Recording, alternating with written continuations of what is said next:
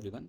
Let me start today by talking about my US stocks portfolio. The idea is to give you an insight about what I intend to do in future. I think that is more important. And secondly, what I have done till now. So as you would see, the current portfolio holding value is roughly $10,000. Or the platform which I've been using is IND Money, which personally at a personal level it is good to use. It is easy and seamless है. तो अगर आप देखोगे तो from this portfolio the current which is the existing return of the portfolio which I am holding is रफली 17%.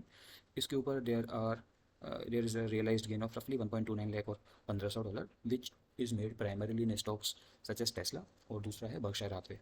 इसमें से मैंने थोड़ा अमाउंट विड्रॉ भी किया है बीच में जस्ट टू सी कि भाई प्लेटफॉर्म काम कर रहा है नहीं कर रहा है before I invest more and more money into this platform और विच इज़ आई मनी. तो on that front it is quite okay to use. And let me talk you take this through this stock as well which is Berkshire Hathaway. इसका अगर मैं एक साल का return देखता हूँ इट इज़ 20% और 5 साल का रिटर्न देखता हूँ इट इज़ रफली 150%. So given the market cap of this stock, given the number of shareholders and given the overall stock price, मतलब it is a mega cap stock. The returns have been phenomenal given the stock or the market cap of this size. It is मतलब हंसते हैं YouTubers इस पर कि मोटा हाथी नहीं चलेगा and all, but for me personally this stock has been phenomenal. तो मैं अगर अभी भी अपनी होल्डिंग की बात करूँ तो as I said bulk of my holding is in stocks like Tesla जिसकी वैल्यू इज़ रफली $2,400.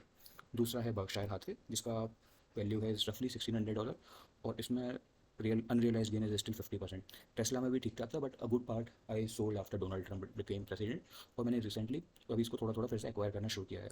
And apart from this there are standard stocks like Amazon, Meta, Alphabet. इन सब का मैंने कुछ कुछ पार्ट अभी सेल करके I purchase this Vanguard ETF which is government bonds. Given अभी यूएस मार्केट में अगर आप लॉन्ग टर्म बॉन्ड्स देखोगे 10 ईयर ट्रेजरी तो उसका interest rate is quite high. So it is at good time to acquire some bond even if they are short term in nature. And as an well Nasdaq में फिर US stocks में कुछ गिरावट आएगी या फिर कुछ के स्टॉक्स गिरेंगे तो it will be a good way to park money in this and then later reinvest. So that is my plan. उसके अलावा there is stock around Microsoft corporation और शायद नहीं है इसमें. हाँ माइक्रोसॉफ्ट के स्टॉक्स हैं रफली $700 के. And this is global X art intelligent है.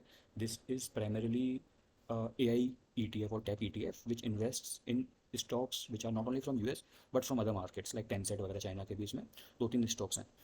सो primarily yes this is the portfolio. And जैसा मैंने बताया थॉट प्रोसेस के लिए अगर मैं अपने रिसेंट ट्रांजेक्शन दिखाता हूँ तो उसमें आप देखोगे मैंने रिसेंटली परचेस किया 28 मई को Vanguard short term government bond ETF में. I put $1,000 and then $475 and what this amount was essentially generated after selling these stocks. Like थोड़ा सा माइक्रोसॉफ्ट बेचा 10-20%, थोड़ा सा मेटा बेचा, थोड़ा सा अमेजॉन बेचा.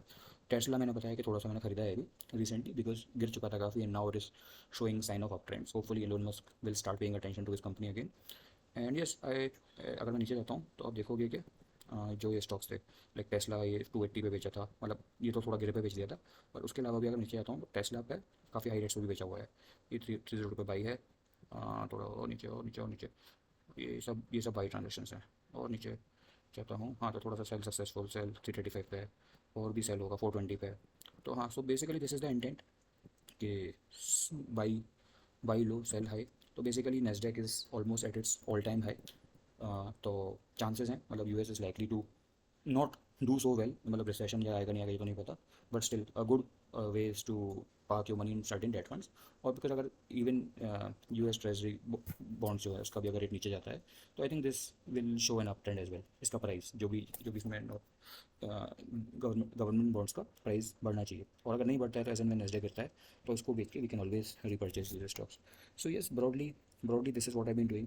So good part it touched $10,000 recently and whatever updates I'll make here probably I'll share it from time to time. दो इतना नहीं करेंगे इसमें इंडियन स्टॉक्स इतना but it is just to give you a flavor of what I've been doing. So yes, thank you.